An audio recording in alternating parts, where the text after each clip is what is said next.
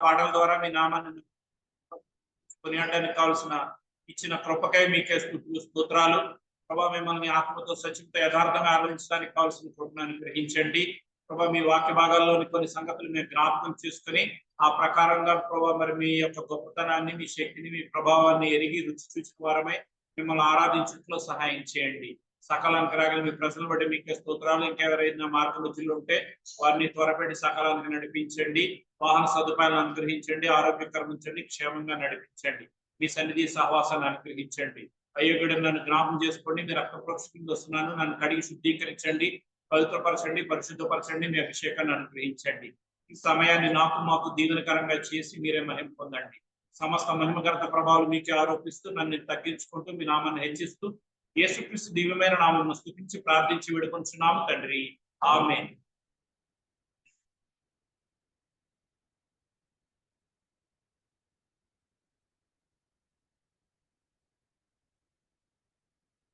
యోహాను రాసిన ప్రకటన గ్రంథంలో కొన్ని సంగతులు గత వారం మనం జ్ఞాపకం చేసుకున్నాం. మరి కొన్ని సంగతుల్ని ఈ వారం జ్ఞాపకం చేసుకుని ప్రభువుని మనం ఆరాధించడానికి ప్రయత్నం చేస్తాం. యేసుక్రీస్తు ప్రభువారు యోహాను ద్వారా 7 సంఘాలకి వ్రాయించిన సంగతుల్లో ఆయన్ని ఎలాగ ప్రత్యక్షపరుచుకున్నారు, ఆయన గురించి ఎలాగ వారికి వ్యక్తపరిచారు, తెలియజేశారు అనే సంగతులు మనం జ్ఞాపకం చేసుకుంటున్నాం.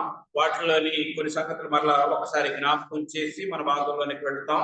మొట్టమొదటిగా ప్రకటన గ్రంథం 2వ అధ్యాయం 1వ వచనంలో ఆయన జ్ఞాపకం చేసింది, ఎఫెసులో ఉన్న సంఘపు దూతకు ఇలాగూ రాయుము, 7 నక్షత్రములు తన కుడి చేత పట్టుకొని 7 దీపస్తంభముల మధ్య సంచరించువాడు చెప్పు సంగతులు ఏమనగా.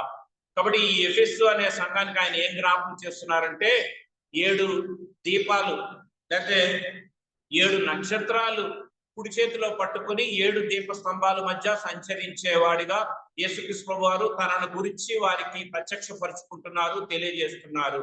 ఈ 7 నక్షత్రాలు ఏంటి అంటే 7 సంఘాలకి దూతలు అనే మనం చదివిన భాగంలో 1వ అధ్యాయం చివరి వచనంలో జ్ఞాపకం చేయబడింది.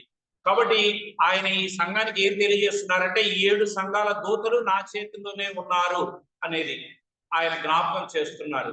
అంటే ఏంటి అని అంటే మీరు నా చేతిలో ఉన్నారు. మనం యోహాను సువార్త 10వ అధ్యాయంలో కూడా జ్ఞాపకం చేసుకున్నాం కదా, యేసుక్రీస్తు ప్రభువారు నా చేతిలో నుండి, నా తండ్రి చేతిలో నుండి ఎవడు వాటిని అపహరింపడు. అంటే యేసుక్రీస్తు ప్రభువారు ఇచ్చే సెక్యూరిటీ, ప్రొటెక్షన్, అది కేర్, శ్రద్ధ, ఆయన కాపుదల, కాపాడుట, భద్రపరచుట, క్షేమమిచ్చుట అనే మాటలు అవన్నీ కనబడతాయి. చేతిలో ఉండడం అని అంటే అదే కదా. అందుకని మన యెషయా గ్రంథంలో కూడా చూస్తాం, నేను మిమ్మల్ని నా అరచేతిలో చెక్కుకొని ఉన్నానంటే నాకు సమీపంగా ఉంచుకున్నాను. ఎప్పుడు మనం చేతులు అంటే అస్తమానం మనం చూసుకుంటాం కదా, చేతులతోనే ఎక్కువ పని అంతా చేస్తాం. కాబట్టి అంటే దేవునికి అంత సమీపంగా ఉన్నారు అంటే ఇందులో చాలా మీనింగ్స్ వస్తాయి. 7 సంఘపు దూతలు నా చేతిలో ఉన్నారంటే వాళ్ళందరూ నా చేతిలోనే ఉన్నారు, నేనే వాళ్ళని నడిపిస్తున్నాను, నేనే వాళ్ళని గైడ్ చేస్తున్నాను అనే మీనింగ్ వస్తుంది. వాళ్ళు నా చేతిలో ఉన్నారు అంటే ఇంకొక మీనింగ్, నేను వాళ్ళని ప్రొటెక్ట్ చేస్తున్నాను, కాపాడుతున్నాను, వాళ్ళని భద్రపరుస్తున్నాను, వాళ్ళ క్షేమం అంతా నేనే చూస్తున్నాను అనే మీనింగ్ వస్తుంది. అలాగే ఇందులో ఇంటర్నల్ మీనింగ్స్ చాలా వస్తాయి. కాబట్టి ఈ 7 నక్షత్రాలు ఆయన కుడి చేతిలో పట్టుకున్నారంటే 7 సంఘాలు, వాటికి సంబంధించిన వ్యక్తులు, ఆ సంఘపు దూతలు, లేకపోతే ఆ సంఘానికి నడిపించే కాపరులు కానీ లేకపోతే బాధ్యులు కానీ వారు నా చేతిలోనే ఉన్నారు. అంటే వీరందరి విషయంలో నేను క్షేమము, భద్రత కలిగి వారి విషయంలో నేనే వాళ్ళని డైరెక్ట్ చేస్తున్నాను, నడిపిస్తున్నాను, వారు నాకు సమీపంగా ఉన్నారు, వారికి కావాల్సినంత నేనే చూస్తున్నాను అనే మీనింగ్ అంతా ఇక్కడ వస్తుంది. అది మనం జ్ఞాపకం చేసుకున్నాం. కాబట్టి అంత శ్రద్ధ కలిగిన వాడు దేవుడు అనేది మనకి ఇక్కడ జ్ఞాపకం చేయబడుతుంది. అసలు ఆయన దేవుడు, ఉన్నతుడు, పరిశుద్ధుడు, పరమందు ఆసీనుడై ఉన్న దేవుడు, ఎంతో గొప్ప దేవుడు. కానీ ఆయన మానవుల విషయంలో ఎంత శ్రద్ధ కలిగి ఉన్నాడు అనేది మనకి ఇక్కడ జ్ఞాపకం చేయబడుతుంది. అందుకే మనం ఏదైనా కూడా ఆదాము విషయంలో, హవ్వల విషయంలో జ్ఞాపకం చేసుకున్నాం. ఆయన వారిని తో సహవాసం చేయడానికి ఆయన పరలోకం నుంచి ప్రతి సాయంత్రం, ప్రతి చల్లపూట వారితో వచ్చి వారిని సంభాషిస్తూ వారితో ఆ కమ్యూనికేషన్, సహవాసం అనేది ఆయన అలా కలిగి ఉన్నారు. అందుకే కూడా తన కుమారుని సహవాసమునకు మిమ్మును పిలిచిన దేవుడు నమ్మదగిన వాడని కొరింథీయులకు రాసిన పత్రికలో చదువుతాం. కాబట్టి ఆ సహవాసము అంటే కలిసి నివసించుట అనేది దేవునికి చాలా ఇష్టమైనది. అందుకే మనం ప్రకటన గ్రంథంలో కూడా వచనాన్ని చదువుతాం కదా. ప్రకటన గ్రంథం చూడండి, 21వ అధ్యాయము 3వ వచనం. అప్పుడు ఇదిగో దేవుని నివాసము మనుష్యులతో కూడా ఉన్నది, ఆయన వారితో కాపురముండును, వారు ఆయన ప్రజలైందురు, దేవుడు తానే వారి దేవుడై ఉండి వారికి తోడై ఉండును. అది కాబట్టి సహవాసము, కలిసి నివసించుట. దేవుని నివాసం మనుషులతో కూడా ఉంది కాబట్టి అసలైతే దేవుని నివాసం అది ఉన్నతమైనది, పరలోకంలో ఉంటది, చాలా అత్యున్నతమైనది. అట్లాంటి ఆ నివాసాన్ని ఆయన మనుషులతో ఉంచడానికి ఆ నివాసాన్ని పరలోకంలో నుంచి దిగి వచ్చింది. నూతన యెరూషలేము ఆకాశం నుండి పరలోకంలో నుంచి దిగి వచ్చింది అని 1-2 వచనాల్లో మనం చదువుతాం. ఆ సహవాసాన్ని మనుషులతో ఉంచడానికి దేవుడు ఇష్టపడ్డాడు. మనుషులతో సహవాసం చేయడానికి, తన పోలిక చొప్పున తన స్వరూపమందు చేయబడిన మనుషులతో సహవాసం చేయడానికి దేవుడు ఇష్టపడుతున్నాడు. ఆదాము అవ్వలు దేవుడితో సహవాసం ఆ ఏదెను వనం నుంచి ఎట్టివేయబడినప్పుడు కోల్పోయిన ఆ సహవాసాన్ని తిరిగి మళ్ళీ ఇవ్వడానికి దేవుడు చేసిన ఏర్పాటు. తన ప్రియ కుమారుని కలువరి శిలువలో బలిగా అర్పించి ఆయన కార్చిన ప్రశస్త రక్తం ద్వారా మన పాపాన్ని కడిగి శుద్ధీకరించి మరలా ఆయనతో సహవాసం కలిగి ఉండడానికి, దేవుని ఇంటి వారంగా చేయడానికి, ఆయన నివాస స్థలముగా ఉండడానికి, ఆయన పరిశుద్ధ సంఘంగా, పరిశుద్ధ మందిరముగా మనము మరి సజీవమైన రాళ్ల వలె ఉండి కట్టబడడానికి దేవుడు చేసిన ఏర్పాటు. దేవుని యొక్క ఉన్నతమైన ఏర్పాటు ఏంటంటే మనుషులతో సహవాసము చేయుట అనేది. కాబట్టి మీరు నా చేతిలో ఉన్నారు. 7 నక్షత్రాలు తన కుడి చేత పట్టుకొని 7 దీపస్తంభముల మధ్య అంటే 7 సంఘాల మధ్య సంచరించుచున్నవాడు చెప్పు సంగతులు ఏమనగా, అంటే ఈయన వర్క్ కంటిన్యూస్ ప్రాసెస్. అంటే అక్కడ ఏంటి జ్ఞాపకం చేయబడుతుంది. ఇంకోటి అంటే ఆయన సంచరించువాడు. సో అది కూడా నేను జ్ఞాపకం చేయాలని అనుకుంటున్నాను. కాబట్టి ఈ 7 దీపస్తంభాల మధ్య ఆయన ఎక్కడో ఆగిపోట్ల సంచారం చేస్తున్నాడు, సంచరించుచున్నాడు. అంటే ఆయన చూస్తున్నాడు అదంతా. అంటే దీనికి లుక్ ఆఫ్టర్, కేర్ టేకర్ నేనే చూస్తున్నాను, నేనే పర్యవేక్షిస్తున్నాను, నేనే సూపర్విజన్ చేస్తున్నాను, ఈ 7 సంఘాల గురించిన బాధ్యత నేనే వహిస్తున్నాను. అలాగా అన్ని మీనింగ్స్ మనకి ఇందులో నుంచి కనిపిస్తాయి. అందుకే మనం 2వ దినవృత్తాంతాల్లో చదువుతాం కదా, తన ఎడల యథార్థ హృదయం గల వారిని బలపరచుటకై ఆయన కనుదృష్టి లోకమందంతటా సంచారము చేయుచున్నది. ఈ విషయంలో నీవు మతి తప్పి ప్రవర్తించితివి అని ఆశ విషయంలో అక్కడ దేవుడు తెలియజేసిన మాట మనం జ్ఞాపకం చేసుకుంటాం. అది కాబట్టి అందరినీ యథార్థ హృదయం గల వారందరినీ బలపరచడానికి ఆయన కనుదృష్టి సంచారం చేస్తుంది. ఆయన కూడా సంచారం చేస్తున్నారు. ఆయన ఎక్కడ సంచారం చేస్తున్నారు? ఈ 7 దీపస్తంభాల మధ్యలో. అంటే 7 సంఘాలు సంపూర్ణంగా, ఈ సంఘాలు వాటి బాధ్యతలు, అక్కడ ఉన్న విశ్వాసులు, పరిశుద్ధులు వారిని కాపాడడం కోసం, వారిని నడిపించడం, వాటిని వినిపించడం, వాళ్ళకి సహాయం చేయడం కోసం అంటే ఆయన అంత శ్రద్ధ కలిగి ఉన్నాడు, సంచారం చేయుచున్నాడు అనేది మనకు అక్కడ జ్ఞాపకం చేయబడుతుంది. యోహాను సువార్త 4-5 అధ్యాయాల్లో కనుక మనం చదివితే, అంటే ఇవి తెలిసిన సంగతులే కాబట్టి నేను జ్ఞాపకం చేసేస్తున్నాను. కాబట్టి మీరు కొంతమంది వింటే చాలు, ఎందుకంటే ఎక్కువ మంది తెలిసిన వారే ఉన్నారు కాబట్టి. ఆ సందర్భంలో ఆయన ఒక వ్యక్తిని స్వస్థపరుస్తాడు బేతెస్దా కోనేరు దగ్గర. ఆ సందర్భంలో యేసుక్రీస్తు వారు చెప్పిన మాట ఏంటంటే, నా తండ్రి ఇంకా పని చేయుచున్నాడు, నేను కూడా పని చేయుచున్నాను. అంటే ఆయన విశ్రాంతి దినాన్ని ఆయన స్వస్థపరిచాడు. స్వస్థపరిచినప్పుడు అక్కడ పరిసయ్యులు, సద్దుకయ్యులు, శాస్త్రులు వాళ్ళు అంటారు, ఏంటి విశ్రాంతి దినం, విశ్రాంతి దినంలో విశ్రాంతి తీసుకోవాలి, రెస్ట్ తీసుకోవాలి, అప్పుడు ఏ పని చేయకూడదు. కానీ ఈ దినాన్ని ఎందుకు ఆయన స్వస్థపరిచారు, ఎందుకు పని చేశారు అనే క్వశ్చన్ అక్కడ వేసినప్పుడు ఆయన అంటారు, చూడండి ఆ మాట చదివేద్దాం. యోహాను సువార్త 5వ అధ్యాయము, యోహాను సువార్త 5వ అధ్యాయము 16వ వచనం. ఈ కార్యములను విశ్రాంతి దినమున చేసినందున యూదులు యేసుని హింసించిరి. దాని కింద అయితే యేసు 17వ వచనం, నా తండ్రి ఇది వరకు పని చేయుచున్నాడు, నేనును చేయుచున్నానని వారికి ఉత్తరం ఇచ్చాను. నా తండ్రి పని చేస్తున్నాడు, నేను కూడా పని చేస్తున్నాను. అది సో దీనికి ఒక భక్తుడు ఏమని సమాధానం చెప్పారంటే, ఈయన విశ్రాంతి దినంలో ఈయన రెస్ట్ తీసుకోవట్లేదు, విశ్రాంతి తీసుకోవడం లేదు. సో ఆయన భక్తుడు తెలియజేసిన మాట ఏంటంటే, దేవుడు గనక క్యాజువల్ లీవ్ సిఎల్ గాని పెడితే అందరూ అంటే క్యాజువాలిటీలోకి వెళ్ళిపోతారంట ప్రపంచం అంతా. అంటే ఆయన కానీ సెలవు తీసుకుంటే అందరూ క్యాజువాలిటీ అంటే ఏంటంటే ఎంప్లాయీస్ కదా అర్థం అవుతుంది. సిఎల్ అంటే ఏంటంటే రకరకాల లీవ్స్ ఉంటాయి ఎంప్లాయీస్ కి.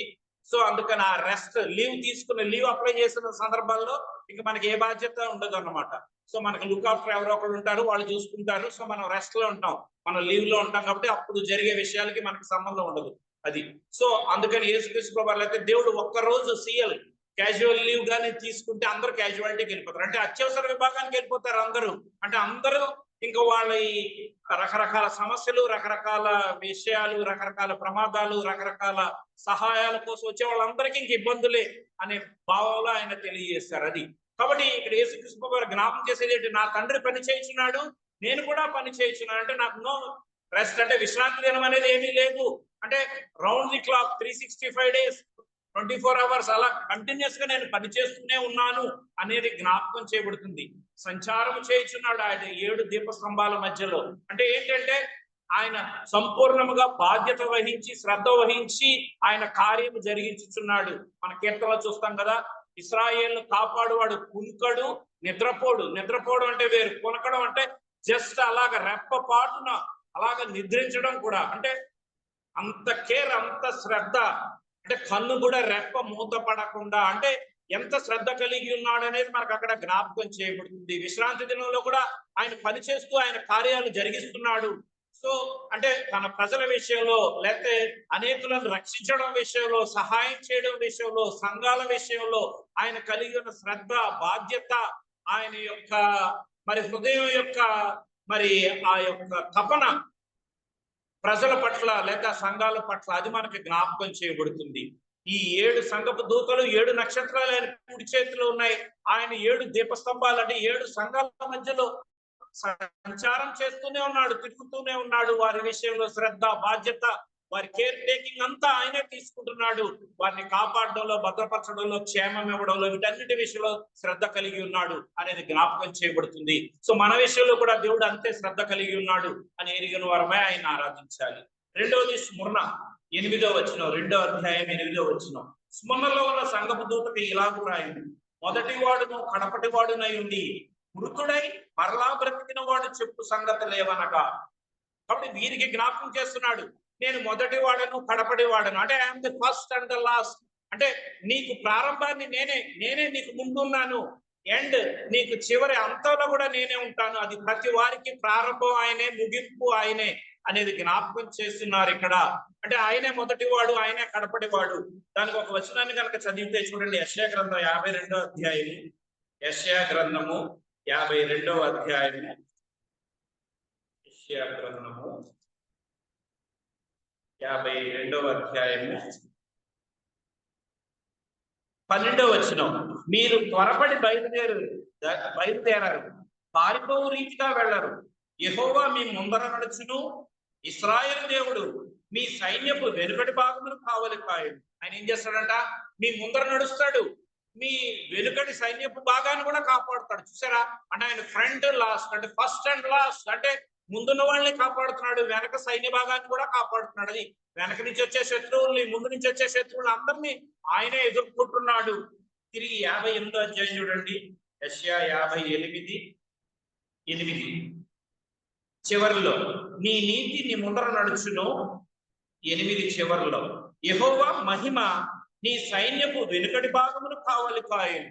అది ఆయన నీతి ముందర నడుస్తుంది, యెహోవా మహిమ సైన్యపు వెనుకటి భాగాన్ని కాస్తుంది. అది కాబట్టి ఆయన పగలు మేఘస్తంభం, రాత్రి అగ్నిస్తంభం. అంటే పగలు రాత్రి ఆయన అలా కాపాడుతున్నాడు. ముందు ఆయన ముందర నడుస్తున్నాడు, సైన్యపు వెనుకటి భాగాన్ని కూడా కాపాడుతున్నాడు. ఆయన మహిమను వెనక నుంచి కాపాడుతున్నాడు. అంటే వీరి విషయంలో మొదటివాడు కనపడేవాడు, అంటే నేను మొదటి నుంచి చివరి దాకా, అంటే నీ ఆది అంతము అంతా నేనే నిన్ను ప్రొటెక్ట్ చేసి కాపాడి అసలు మొత్తం అంతా నేనే సెట్ చేస్తున్నాను. నీకు ముందు ఉంటున్నాను, ఏ అపాయం రాకుండా, వెనక కూడా ఉంటున్నాను, వెనక నుంచి శత్రువుని నేను చేయకుండా అనే ఆ భావంలో వారికి జ్ఞాపకం చేస్తున్నాడు. అంటే వారి విషయంలో, అంటే వారికి కావాల్సినంత వారి జీవితానికి సంబంధించింది.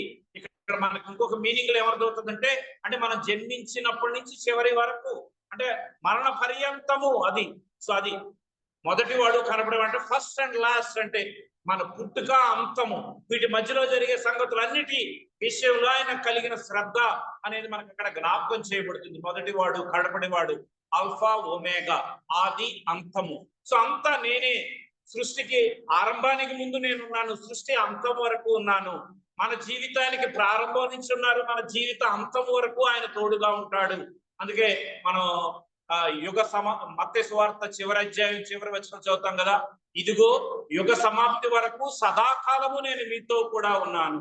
అది యుగం సమాప్తి అయ్యేంత వరకు, టిల్ ఎండ్. అది సో మన అంతము యుగ అంతము. సో అన్నిటి అంతం వరకు కూడా, అది ఆది అంతము అంతలాగా. తర్వాత ఇంకా ఏం జ్ఞాపకం చేస్తున్నాడు?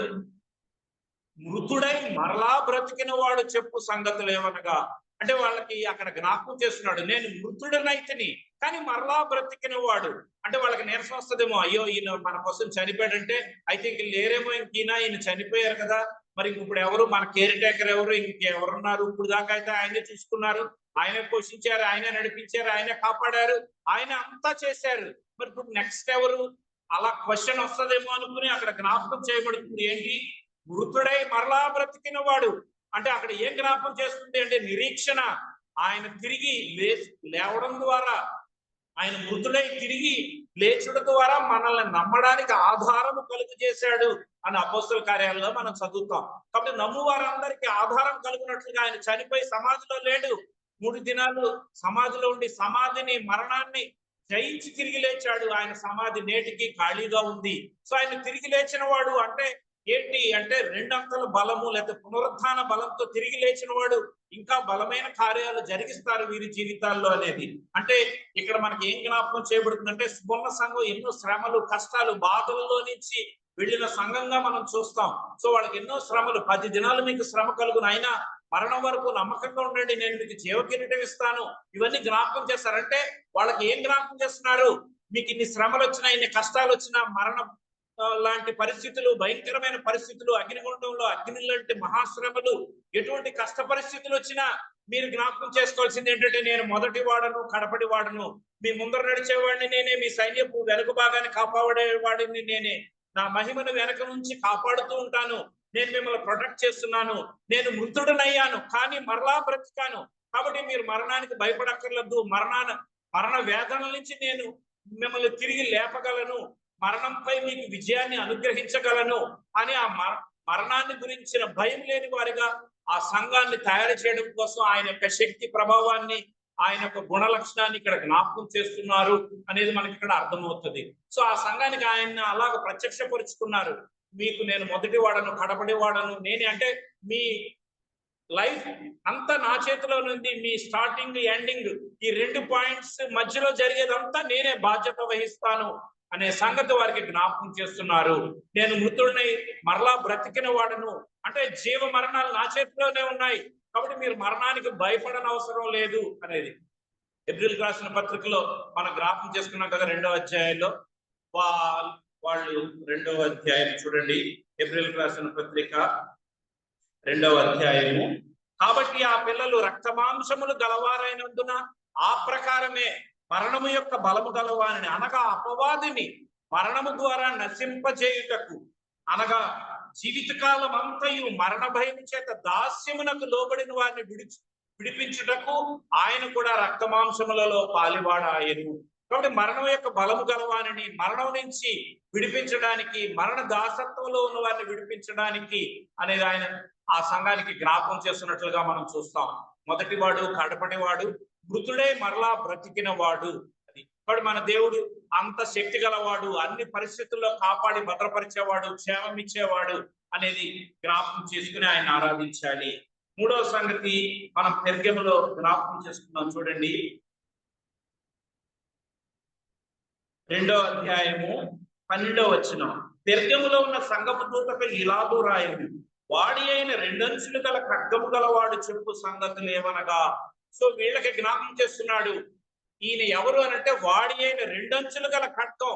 అది అంటే దేవుని వాక్యము సజీవమై బలము గలదై 2 అంచులు గల ఎటువంటి ఖడ్గము కంటేను వాడిగా ఉండి ప్రాణాత్మలను కీళ్లను విభజించినంత మట్టుకు దూరుచు హృదయం యొక్క తలంపులు ఆలోచనలను శోధించుచున్నది. సో ఇంటర్నల్ పార్ట్స్, డీప్, ఎంత లోతైన పార్ట్స్ నైనా లోపలికి వెళ్ళి శోధించి పాపాన్ని, అపవిత్రతను, అవన్నిటిని శుద్ధి చేయడానికి శక్తి కలిగిన దేవుని వాక్యము.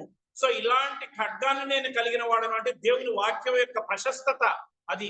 అందుకని మన కీర్తనలో చదువుతాం, నీవిచ్చిన చూడండి కీర్తన 111 అనుకుంటా, నీ నామము కంటే నీ వాక్యమును గొప్ప చేసి ఉన్నావు అని ఉంటది. కీర్తనలు 111. కీర్తనలు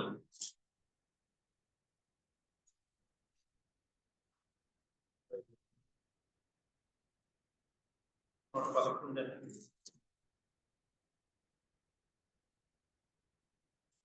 సరే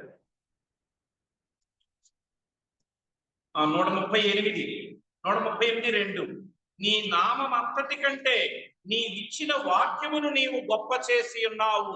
అంటే ఆయన నామం కంటే ఆయన వాక్యాన్ని గొప్ప చేసి ఉన్నాడు. ఇక్కడ వాక్కు అని అంటే మనం కొన్ని మీనింగ్స్ మన జ్ఞాపకం చేసుకోవాలి. ఇంగ్లీష్ లో వర్డ్ అని ఉంటది. వర్డ్ వాక్యం. వాక్కు. వాక్కు మీన్స్ ఆయన నోట్లో నుంచి వచ్చిన మాట. వాక్కు అంటే రిటర్న్. అది అంటే నోట్లో నుంచి వచ్చిన మాట, వ్రాయబడిన రిటర్న్ వర్డ్ ని కూడా వర్డ్ అని అంటారు. వ్రాయబడిన వాక్యము, పలికే వాక్కు, మాట. అది సో ఇదంతా వాక్యమే. ఇది శక్తి గలది. అందుకనే ఆయన నోటి నుంచి వచ్చిన ప్రతి మాట వలన, అందుకని మనం మత్తయి సువార్తలో చూస్తాం కదా, మనుషులు రొట్టె వలన మాత్రము కాదు గాని దేవుని నోట నుంచి వచ్చే ప్రతి మాట వలన జీవించును. అది ఆయన నోటి మాట పలికితే చాలు మనుషుడు జీవిస్తాడు అనేది అక్కడ జ్ఞాపకం చేయబడుతుంది. మామూలుగా మనమైతే బ్రతకడానికి, జీవించడానికి రొట్టె కావాలి, రొట్టె లేకపోతే చనిపోతాము అనేది మామూలుగా జనరల్ గా సామాన్యంగా జరిగే సందర్భం. అది మనకి అలాగా ఆహారం లేకపోతే అలా క్రమక్రమంగా క్షీణించి చనిపోతాం అనేది. కానీ మనం నిరంతరము జీవించడానికి, నిత్య జీవం కలిగి ఉండడానికి, ఆత్మ సంబంధమైన జీవం కలిగి ఉండడానికి ఆయన నోటి మాటల ద్వారా మనల్ని బ్రతికిస్తున్నాడు. మనం ఆది కాండం నుంచి చూస్తే ఆయన పలికితే, ఆయన వాక్కు, ఆయన నోటి మాట అలా వస్తే ఆయన ఏం పలికితే అది ఆ ప్రకారం ఆయను దేవుడని మంచిదైనట్టు చూచాను. కాబట్టి ఆయన ఇది కలుగుగాక అంటే అది వెంటనే కలిగింది. అది మంచిదైనట్టు దేవుడు చూచాను. సో ఆయన వాక్కులోని శక్తి, ఆయన వాక్యం, రాయబడిన వాక్యంలోని శక్తి అది. అందుకని ఇది అనేక మంది మనుషులను మారుస్తుంది. ఈ వాక్యం ఎంత శక్తి గలది, బలము గలది, ఎంత శ్రేష్టమైనది. అందుకే ఈ వాక్యం గురించి ప్రాముఖ్యంగా మూడు చెప్తారు. వాక్యం ఏంటి అంటే ఇది చాలా ప్రశస్తమైనది, రెండోది చాలా పరిశుద్ధమైనది, మూడవది శక్తి గలది. ప్రశస్తమైనది, పరిశుద్ధమైనది, శక్తి గలది అంటే చాలా ఉన్నాయి దీనికి రిలేటెడ్ గా. ప్రాముఖ్యంగా ఈ మూడు సంగతులు చెప్తారు. ఇది ఎంతో ప్రశస్తమైనది ఆయన భక్తులందరికీ. అందుకే కీర్తనలో మనం జ్ఞాపకం చేసుకుంటాం, వెండి బంగారముల కంటే నీవిచ్చిన ధర్మశాస్త్రం ఎంతో మేలు. దావీదు మహారాజు అంటాడు, దావీదు కీర్తనలో జ్ఞాపకం చేస్తాడు, వెండి బంగారం వాటన్నిటికంటే ఆయన వాక్యం ఎంతో విలువ గలది, ప్రశస్తమైనది, అంత అమూల్యమైనది. అది భక్తులు వారి జీవితాల్లో ఎరిగారు ఈ వాక్యం యొక్క గొప్పతనము అనేది. రెండవది ఈ వాక్యం పరిశుద్ధమైనది, పరిశుద్ధమైన వాక్యం. అందుకని మన యోహాను సువార్త 17 చదువుతాం 17:3. ఇప్పుడు నేను మీతో చెప్పిన మాటను బట్టి మీరు ఇప్పుడు పవిత్రులన్నారంటే ఆయన నోటి మాటలు వస్తుంటే అవి పవిత్రత చేస్తున్నాయి, ప్యూరిఫై చేస్తున్నాయి. ఆయన మాటల ద్వారా పవిత్రత. అది ఆయన వాక్యం ద్వారా, ఆయన రక్తం ద్వారా, ఆయన కాచిన ప్రశస్త రక్తం ద్వారా, ప్రార్థన ద్వారా పవిత్రత మనుషులకు ఎలా కలుగుతుందో అలాగే ఆయన నోటి మాటల ద్వారా పవిత్రత, పరిశుద్ధత కలుగుతుంది. పరిశుద్ధపరచబడటానికి కారణమైన దేవుని వాక్యము. అందుకనే వాక్యం అనే ఉదకము చేత స్నానము అని జ్ఞాపకం చేయబడుతుంది. ఇది ఉదకం, నీరు. సో దీని ద్వారా మనకి శుద్ధి, నిర్మలమైన పాల వంటి వాక్యము. కాబట్టి ఇది ఎంతో నిర్మలమైనది అనేది జ్ఞాపకం చేయబడుతుంది. పాలు ఎంత నిర్మలమైన శ్రేష్టమైనయో అలా ఈ వాక్యం అలాంటి శ్రేష్టమైనది అనేది మనకి జ్ఞాపకం చేయబడుతుంది. తర్వాత ఇది శక్తి గలది. ఎంత శక్తి!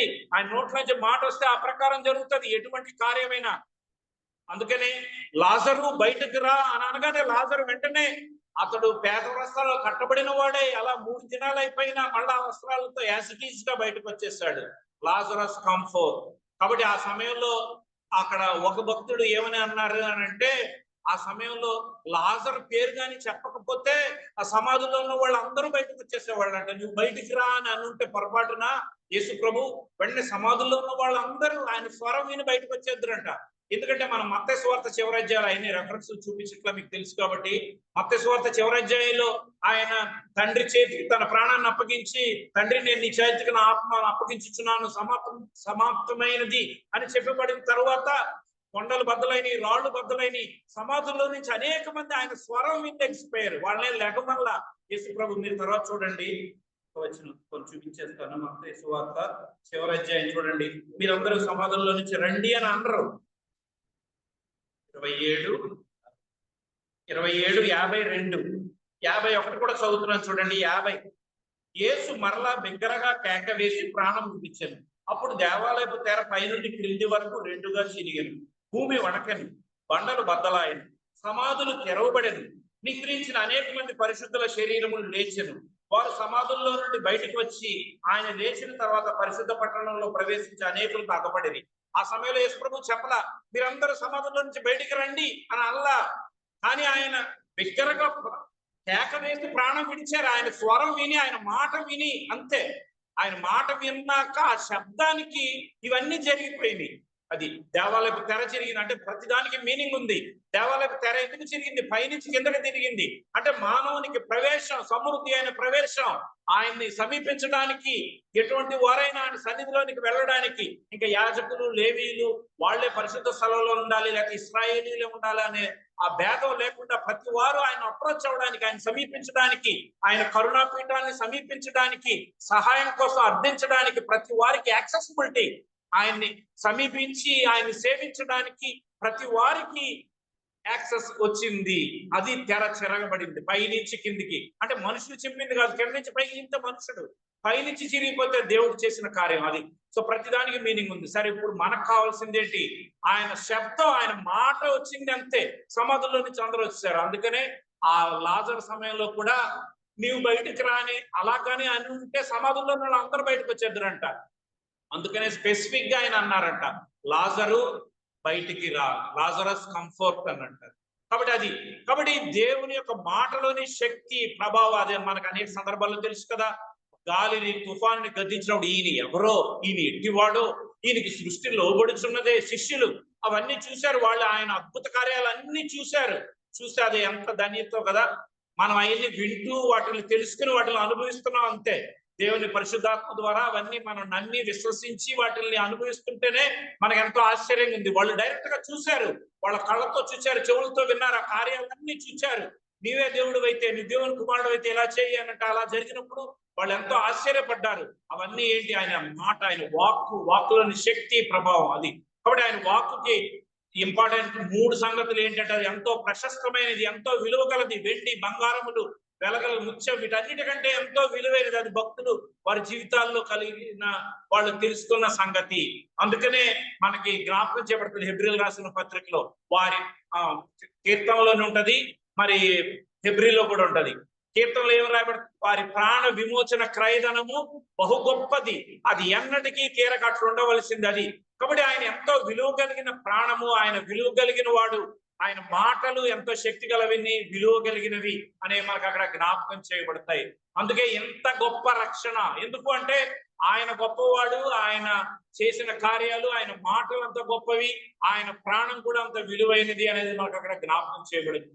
కాబట్టి ఆయన ప్రశస్తమైన వాక్యము, రెండవది పరిశుద్ధమైన వాక్యము, మూడవదిగా ఆయన శక్తి కలిగిన వాక్యము. ఆయన మాటలోని శక్తి ద్వారా ఆయన చేసిన అద్భుత ఆశ్చర్య కార్యాలు మనకి క్రొత్త నిబంధనలన్నింటిలో కనిపిస్తాయి. కాబట్టి ఈ 3వ సంఘం పెర్గముకు ఆయన ఏం జ్ఞాపకం చేస్తున్నారంటే 2 అంచులు గల ఖడ్గము కలిగిన వాడు. తర్వాత చూడండి 18వ వచనం, తుయతైరలో ఉన్న సంఘపు దూతకు ఇలాగు రాయి, అగ్ని జ్వాల వంటి కన్నులు, అపరంజిని కోరిన పాదములుగా దేవుని కుమారుడు చెప్పు సంగతులు ఏవనగా. కాబట్టి ఈ వీళ్ళకి ఏం జ్ఞాపకం చేస్తున్నాడు? అగ్ని జ్వాల వంటి కన్నులు, అపరంజిపోలిన పాదములు కలిగిన. కాబట్టి ఆయన కళ్ళు, ఆయన తీవ్రత, అంటే అందులో ఎంత శక్తి, ప్రభావం ఉంది. ఆయన కను దృష్టి, అది ఆయన కను దృష్టి దుష్టత్వము చూడలేనంత పవిత్రమైనది, పరిశుద్ధమైనది అని జ్ఞాపకం చేయబడుతుంది. సో అంత అలాగా, అంటే ఎటువంటి వారినైనా ఆయన దహించగలిగిన శక్తి. అగ్ని దేనికి జ్ఞాపకం చేస్తుంది? దహించి వేయడానికి. అంటే అది ఒక రకంగా పరిశుద్ధపరచబడడానికి. 2 కార్యాలు, అది మస్ట్ పోవడానికి వాడతారు, అసలు లయం చేయడానికి కూడా వాడతారు. అగ్నిని 2 రకాలుగా, వంటకి వాడుకుంటాం, తర్వాత అది నాశనం చేయడానికి అగ్నిని ఉపయోగించుకుంటాం. అంటే ఎన్ని రకాలుగానే. సో అగ్ని లాంటి నేత్రములు, అంటే అగ్ని పరచబడడానికి కారణమైంది. వెండికి మూస తగినది, బంగారానికి కొలిమి తగినది అని మనం చదువుతాం, కీర్తనల్లో, సామెతలో చదువుతాం. సో కొలిమిలో వేసినప్పుడు, ఆ మూసలో వేసి దాన్ని ఊతున్నప్పుడు, సో అందులో ఉన్న అపవిత్రత అంతా పోతుంది. సో మనం ఇలాంటి అగ్ని పరీక్షల గుండా వెళ్ళినప్పుడు మన శుద్ధ సువర్ణము వలె మన విశ్వాస జీవితంలో బలపరచబడతాం అనే సంగతులు జ్ఞాపకం చేయడానికి. తర్వాత ఆయన పాదాలు అపరంజి అంటే అంత విలువైన, అంత వెలగలిగినవి, అంత విలువైనది అంటే మనం దాని విషయంలో ఎంతో శ్రద్ధ కలిగి ఉంటాం కాబట్టి అపరంజులు అంటే ఆ పాదముల వద్ద కూర్చుని నేర్చుకునుట. మత్తయి సువార్త 11:28లో జ్ఞాపకం చేయబడినట్లుగా నేను సాత్వికుడను దీన మనస్సు కలవాడను కనుక మీ మీద నా కాడి ఎత్తుకొని నా యుద్ధ నేర్చుకునడి అప్పుడు మీ ప్రాణములకు విశ్రాంతి దొరుకును. అది సో మన ప్రాణానికి విశ్రాంతి దొరకడానికి ఆయన అపరంజి పాదాలను ఆశ్రయించడం ద్వారా మనకు కలిగే నెమ్మది, విశ్రాంతి అనేది అక్కడ జ్ఞాపకం చేయబడుతుంది. తర్వాత సంగతులకు వస్తే చూడండి, ప్రకటన గ్రంథము 3వ అధ్యాయము 1వ వచనం. షార్దీసులో ఉన్న సంఘపు దూతకు ఇలాగు వ్రాయము, 7 నక్షత్రములు దేవుని 7 ఆత్మలు కలవాడు చెప్పు సంగతులు ఏమనగా. కాబట్టి ఈ సంఘానికి ఏం జ్ఞాపకం చేస్తున్నాడు? 7 నక్షత్రములు దేవుని 7 ఆత్మలు కలిగిన వాడు చెప్పు సంగతులు. అంటే దేవుని 7 ఆత్మలు అంటే ఆయన సంపూర్ణ ఆత్మ కార్యము, ఆయన పరిశుద్ధాత్మ ద్వారా ఆయన చేసే కార్యము, పరిశుద్ధాత్మ ద్వారా ఆయన జరిగించిన సంగతులు, మనుషుల్ని పాపాల నుంచి ఒప్పించి లోకాన్ని మరి తీర్పును గురించి, పాపాన్ని గురించి, మరి దేవుని రాజ్యాన్ని గురించి వారిని ఒప్పుదల, పాపక్షమాపణ అనుభవం తీసుకురావడానికి పరిశుద్ధాత్మ దేవుడు చేసిన కార్యాలు, పరిశుద్ధాత్మ ద్వారా నడిపించబడుట, సరిచేయబడుట, చక్కబరచబడుట, పరిశుద్ధాత్మ ద్వారా ఆయన తన కుమారులుగా స్వీకరించుట, ప్రార్థన చేసినప్పుడు మరి ఆయనే ఆ మూలుగుల ద్వారా మరి ఎలాగూ యుక్తముగా ప్రార్థించాలో నేర్పడం. మనం చదివితే రోమిలికి రాసిన పత్రిక 8వ అధ్యాయంలో ఎందరూ దేవుని ఆత్మచేత నడిపింపబడుదురు వారందరూ దేవుని కుమారులైందురు. సో ఆత్మకార్యం, పరిశుద్ధాత్మ కార్యం. ఆయన పరిశుద్ధాత్మ వచ్చినప్పుడు మిమ్మల్ని సర్వసత్యములోనికి నడిపించును, ఆయనే మీకు బోధించును, నేను బోధించిన సంగతుల్లో నుంచి తీసుకొని మీకు బోధించును. ఇలాంటివన్నీ పరిశుద్ధాత్మ కార్యాలు, వివేచన శక్తి, జ్ఞాన శక్తి. సో ఇవన్నీ వివేచించే ఆత్మ, పరిశుద్ధాత్మ సమభూమి గల ప్రదేశాల్లో మనల్ని నడిపించే స్థితి. వెనుక నుంచి ఒక శబ్దము, ఇదే త్రోవ దీనిలో నడువుడి అని వెనుక నుంచి ఒక శబ్దాన్ని వినిపించి సరైన త్రోవలో, చక్కని త్రోవలో నడిపించుట. ఇవన్నీ పరిశుద్ధాత్మ ద్వారా 7 అంతల పరిశుద్ధాత్మ కార్యాల ద్వారా ఆ సంఘానికి ఆయన తను తాను ప్రత్యక్షపరుచుకున్నారు. ఆయన ఆత్మ ద్వారా మనల్ని సిద్ధపరచుట, ఆ పరలోక రాజ్యం కోసం పెండ్లి విందుకి, ఆ పెండ్లి కుమారుని కొరకు సిద్ధపరచుట. సో ఆత్మ ద్వారా మనకి బోధించుట, నేర్పించుట, మనల్ని నడిపించుట, మనల్ని కుమారులుగా స్వీకరించుట, అనేకమైన కార్యాలు ఉంటాయి. సో పరిశుద్ధాత్మ ద్వారా అంటే ఈ సంఘానికి ఆయన ఎలా జ్ఞాపకం చేస్తున్నారు అంటే పరిశుద్ధాత్మ దేవుడు చేసే కార్యాలు. మనం ఎస్తేరు గ్రంథంలో చూస్తే అక్కడ హేగే అని అక్కడ పోలుస్తారు.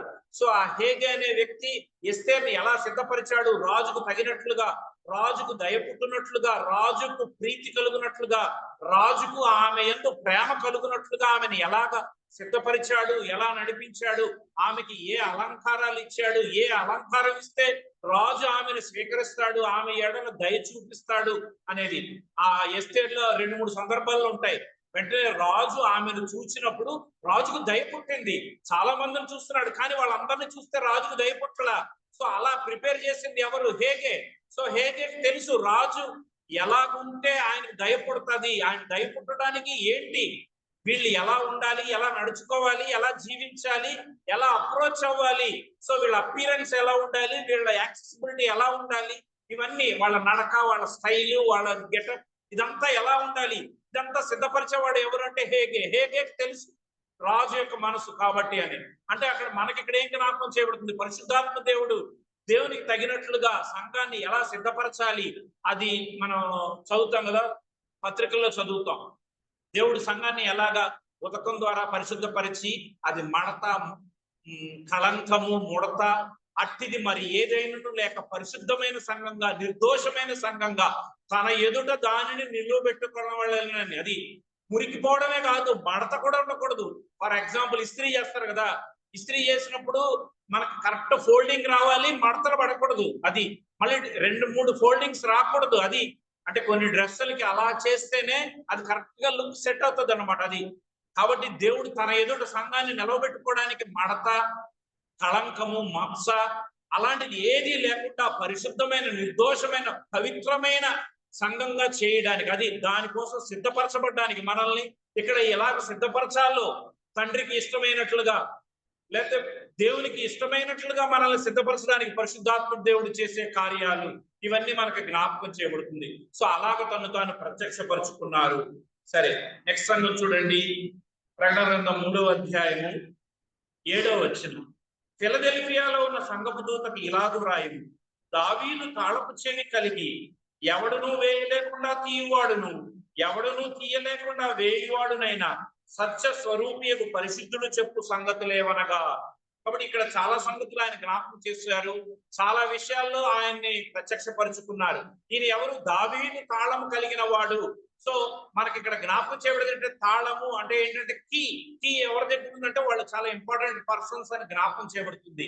కీ మెయిన్ గా ఏం జ్ఞాపకం చేస్తుందంటే పవర్, అధికారాన్ని జ్ఞాపకం చేస్తుంది.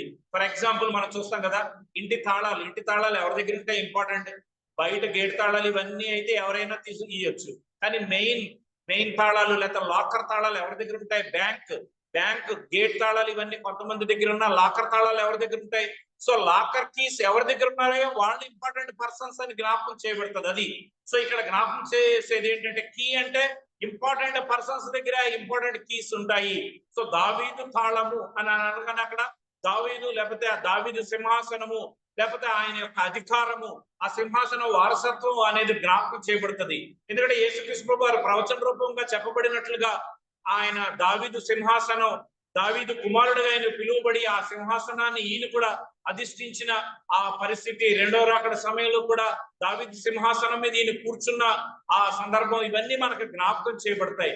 సో దావీదు యొక్క జీవితాన్ని అంటే ఈ ప్రకటన గ్రంథంలో ఈ 7 సంఘాల్లో ఏ వ్యక్తిని గురించి దేవుడు జ్ఞాపకం చేయడు, కానీ ఇక్కడ మాత్రమే దావీదును జ్ఞాపకం చేస్తాడు, దావీదు తాళాన్ని జ్ఞాపకం చేస్తాడు. అంటే ఏంటంటే దావీదు యొక్క మనస్సు, దావీదు యొక్క జీవిత విధానము ఇవన్నీ మనకి జ్ఞాపకం చేయబడుతుంది. దావీదు తాళం అంటే ఒక అధికారమే కాదు, ఆయన సింహాసనమే కాదు, ఆయన యొక్క మనస్సు. మన కీర్తన 51 చదువుతాం కదా, దేవా విరిగి నలిగిన మనస్సే నీకు ఇష్టమైన బలి, నీవు దహన బలిని కోరువాడవు కావు అది. కాబట్టి దావీదు యొక్క హృదయము, దేవుని హృదయానుసారుడుగా దావీదు జీవించిన విధానం. కాబట్టి దేవునికి ఇచ్చిన ఆయన ఇంపార్టెన్స్, దేవుని మందిరానికి, దేవుని సంగతులకు, దేవుని యొక్క నివాస స్థలానికి ఆయన ఇచ్చిన ఇంపార్టెన్స్. కాబట్టి దేవుని మనసు సంపూర్తిగా ఎరిగిన దావీదు. అందుకే ఇక్కడ జ్ఞాపకం చేయబడుతుంది, ఆయన దగ్గర ఏముందంటే దావీదు తాళము చెవి కలిగి ఎవరు తీయలేకుండా వేయువాడు, ఎవరు వేయలేకుండా తీయవాడు అది. కాబట్టి ఈయన వేస్తే ఇంకెవరు తీయలేరు, ఈయన తీస్తే ఎవరు వేయలేరు. మామూలుగా పేతురు విషయంలో అయితే, నీవు పేతురువు, ఈ బండ మీద నా సంఘమును కట్టుదును, పాతాళంలో ఒక ద్వారములు దాని ఎదుట నిలువనేరు అది. కాబట్టి పేతురు అంటే రాయి, అంటే ఆ బండ మీద సంఘాన్ని కట్టారు. సో పాతాళంలో ఒక ద్వారాలు సంఘం ఎదుట నిలువనేరు, ఎందుకంటే సంఘానికి అంత శక్తి ఉంది. ఆయన తన స్వరక్తము చేత సంపాదించిన సంఘము. సో ఆయన రక్తం ద్వారా విమోచించిన ప్రజలు, వారు చేసే ప్రార్థన, వారు చేసే ఆరాధన, సో వీళ్ళు ఏకత్వంగా ఐక్యంగా కలిగి వీళ్ళు ప్రార్థన చేస్తే పాతాళంలో ఒక ద్వారాలు కూడా నిలవనేరవు. సాతాను యొక్క శక్తి అంతా పతనమవుతుంది. అందుకే సాతాను మనం స్తుతించకుండా, ప్రార్థించకుండా ఎన్నో ప్రయత్నాలు చేస్తాడు. ధూపం వేయకుండా వాడు ఎన్నో ఆటంకాలు కలుగజేస్తాడు. అది మనం అన్ని చేయడానికి, అన్ని యాక్టివిటీస్ కి వాడికి ఇష్టమే, కానీ మనం స్తుతించడం, ప్రార్థించడం వాడికి అస్సలు ఇష్టం ఉండదు. సో ఈ 2 కార్యాలు చేస్తుంటే సంఘం ఎదుట సాతాను యొక్క పాతాళంలో ఒక ద్వారాలు నిలవనేరు.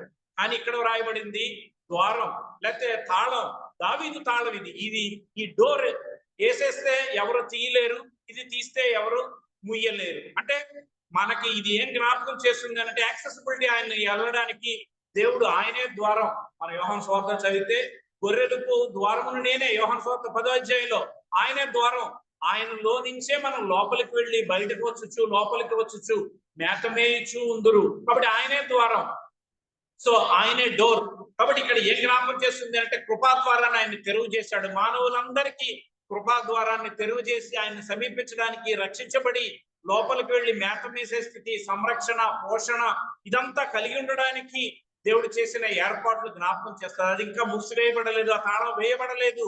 సో కృపా ద్వారా మనకి ఇంకా తెరిచే ఉంచాడు. అందుకనే మూసేసిన ద్వారానికి మనం ఇక్కడ ప్రకటన గ్రంథం 3వ అధ్యాయంలో చివరిలో చదువుతాం కదా, నేను హృదయం అనే ద్వారమునొద్ద నిలుచుండి తట్టుచున్నాను, ఎవడైనా నా స్వరం విని తలుపు తీసిన ఎడల నేను అతని యొద్దకు వచ్చి అతనితో నేనును, నాతో అతడును కలిసి భోజనము చేయదుము, సహవాసము కలిగి ఉందుము అది. సో ఎవరైనా ద్వారాన్ని మూసివేసుకుంటే కఠిన హృదయంతో ఆ తలుపు తీయకుండా, ఈ ద్వారంలోనికి రాకపోయినా ఈ హృదయం అనే తలుపును మూసేసుకున్న వాళ్ళని కూడా ఆయన కొడుతూ ద్వారం తెరువు చేయడానికి ఆయన ప్రయాసపడుతున్నారు అనేది అక్కడ జ్ఞాపకం చేయబడుతుంది. సో ఆయన యొక్క ప్రేమ, ఆయన దీర్ఘశాంతము, ఆయన దయ అనేది అక్కడ జ్ఞాపకం చేయబడుతుంది. కాబట్టి దావీదు తాళం, ఎవరు తీయలేకుండా వేయవాడు, ఎవరు వేయలేకుండా తీయవాడది. సో ఆయన తీస్తే ఎవరు వేయలేరు. ఇంకా కృపా ద్వారా ఇంకా తీసే ఉంచారు. అంటే ఇంకా కృపని మానవుడి ఎడల, కఠిన హృదయం ఎడల మరి బండల బద్దలు చేయ దానికి శక్తి కలిగిన ఆయన వాక్యం అంతలా వస్తున్నా కానీ ఇంకా కఠినంగా ఉంచుకుని ఆయన త్రోసివేసి ఆయన వాక్యాన్ని వినకుండా అంగీకరించని వారి ఎడల ఇంకా ఆయన ఓపెన్ చేసే ఉంచారు, తాళాన్ని ఇంకా వేయకుండానే ఉంచారు అనే సంగతి మనకు అక్కడ జ్ఞాపకం చేయబడుతుంది. దావీదు యొక్క అధికారాన్ని, ఆయన సింహాసనాన్ని, ఆయన ప్రభుత్వాన్ని, ఆయన రాజ్య పాలనని జ్ఞాపకం చేస్తుంది ఇది. కాబట్టి ఇంకా ఆయన ఏం జ్ఞాపకం చేస్తున్నారు అంటే ఈయన సత్య స్వరూపి, పరిశుద్ధుడు. సో ఈయన స్వరూపం గురించి అనేక సందర్భాల్లో జ్ఞాపకం చేయబడింది. ఆయన సత్య స్వరూపి, ఆయన నీతి స్వరూపి, ఆయన మహిమా స్వరూపి. సో ఆయన యొక్క గుణ లక్షణాల్లో ఒక గుణ లక్షణం ఆయన సత్య స్వరూపి, అంటే ఆయన సత్యవంతుడు, ఆయన వాక్యం సత్యం, ఆయన సత్యవంతుడు. సాతాను గురించి అయితే అబద్ధికుడు, అబద్ధానికి జనకుడు. ఈయనైతే సత్యవంతుడు. ఈయన స్వరూపమే సత్యము, ఈయన స్వరూపమే మహిమ, ఈయన స్వరూపమే నీతి. అది ఈయన పరిశుద్ధుడు. కాబట్టి దేవదూతలు కూడా నిరంతరము ఆయన్ని స్తుతించేది ఏంటి? పరిశుద్ధుడు, పరిశుద్ధుడు, పరిశుద్ధుడు అని మానక రాత్రి పగళ్ళు, అంటే కంటిన్యూస్ గా ఆయన స్థుతించేది ఏంటంటే పరిశుద్ధుడు. అది ఆ పరిశుద్ధతలోనే ఈ గుణ లక్షణాలు, ఆయన దివ్యమైన ఈ లక్షణాలన్నీ కలిగి ఉన్నాయనేది జ్ఞాపకం చేయబడుతుంది. ఆయనే మార్గము, సత్యము, జీవము. కాబట్టి ఆయన స్వచ్ఛ స్వరూపి అయిన దేవుడు. తర్వాత పక్కనే రాయబడింది ఆయన పరిశుద్ధుడు. కాబట్టి ఆయన పరిశుద్ధుడైన దేవుడు అనేది ఈ సంఘానికి ఆయన జ్ఞాపకం చేస్తున్నారు. కాబట్టి ఆయన యొక్క గుణ లక్షణాల్లో శ్రేష్టమైనది పరిశుద్ధత.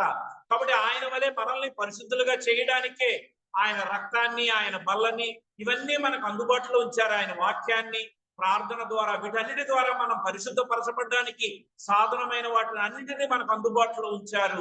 ఎందుకంటే ఆయన పరిశుద్ధుడు. ఆయన పరిశుద్ధుడైన ప్రకారము మనము పరిశుద్ధులుగా ఉండాలి. మన సమస్త ప్రవర్తన యందు పరిశుద్ధులుగా ఉండాలి. సో దానికోసం చేసిన ఏర్పాటు.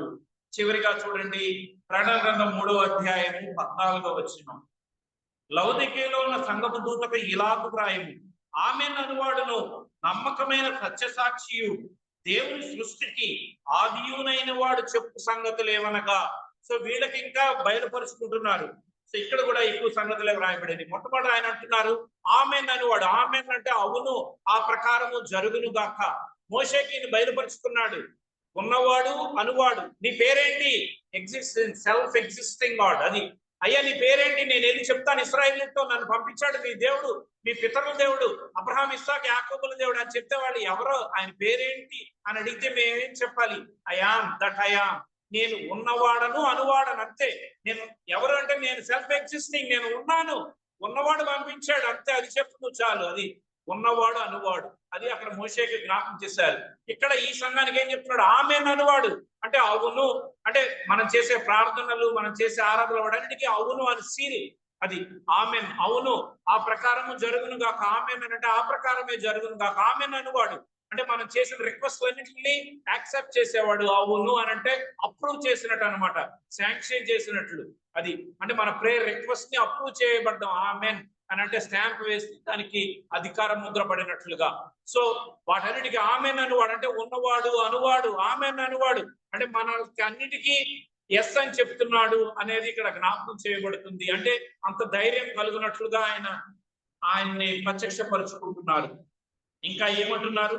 నమ్మకమైన సత్యసాక్షి, దేవుని సృష్టికి ఆదియునైన వాడు. ఈయన నమ్మకమైన సత్యసాక్షి అంటేనే అసలు అప్రూవల్. ఇందాక మనం పైన చదివిన దాంట్లో సత్య స్వరూపి. ఇంకా ఈయన సత్యానికి సాక్షి. మన యోహాను సువార్తలు అంతా చదివితే ఈయన సత్యం గురించి సాక్ష్యం ఇవ్వడానికి ఎలా వచ్చాడు, తండ్రి ఈయన ఎందుకు పంపించారు? యోహాను సువార్త 4, 5వ అధ్యాయం, 8వ అధ్యాయం, 15వ అధ్యాయం, వీటన్నిటిలో ఈ సత్య స్వరూపి అనేది, సత్య సాక్షి అనే సంగతులు జ్ఞాపకం చేయబడతాయి. సత్యాన్ని గురించి ఈయన సాక్ష్యం ఇవ్వడానికి వచ్చాను అనేది. సత్యం అనగా ఏమి అని అక్కడ పిలాతు అడుగుతాడు. నువ్వు నన్ను మార్చేయడానికి ప్రయత్నం చేస్తావని ఆయన భయపడిపోతాడు. కాబట్టి ఇలాంటి అనేకమైన విషయాలు ఇక్కడ వ్రాయబడింది. ఈయన సత్య స్వరూపి, ఈయన సత్యానికి సాక్షిగా వచ్చాడు. ఈ వాక్యమే సత్యము, ఆయనే సత్యము, ఆయనే మార్గము. సో ఈ సత్య గ్రంథము, అందుకే సత్య వేద గ్రంథము అని అంటారు ఇంకొక మాట బైబిల్ గురించి. కాబట్టి ఈ సత్యానికి సాక్ష్యం ఇవ్వడానికి ఆయన వచ్చాడు. సత్యాన్ని అందరికీ తెలియజేయడానికి, అసత్యము నుంచి విడిపించడానికి ఆయన వచ్చాడు అనేది. ఎందుకంటే ఆది నుంచి మరి సాతానంతా అసత్యముతోనే మనుషులను మోసం చేస్తున్నాడు. ఇది నిజమా? సో డౌట్, అనుమానాన్ని కలిగించి, అసత్యాన్ని బోధించి నీవు యేసు ప్రభు లేకపోతే దేవుడు ఏం చెప్పారు?